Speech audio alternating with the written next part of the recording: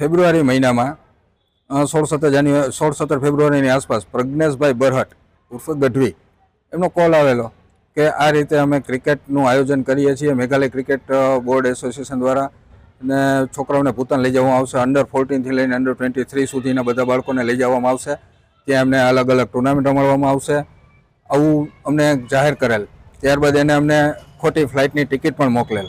જે તારીખે અમારે બાળકોને મોકલવાના હતા ત્યારે સવારમાં એમનો ફોન આવેલો કે આ ટુર્નામેન્ટનું આયોજન કેન્સલ થયેલ છે કોઈ કારણોસર, હવે નેક્સ્ટ જ્યારે થશે ત્યારે તમને જાણ કરવામાં આવશે.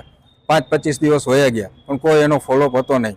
એટલે આપણે સામેથી ફોન કરતા તો કહેતા હતા આજ નહીં, કાલ નહીં, પરમ દિવસ, એમ કરતાં ધીમે ધીમે એને ફોન બંધ કરી દીધો કે નથી એનો ફોન આવતો, નથી ફોન લાગતો, નથી કોઈ જવાબ આપતા. એટલે ખબર પડી ગઈ કે આ ભાઈ આપણી સાથે ફ્રોડ કરે છે.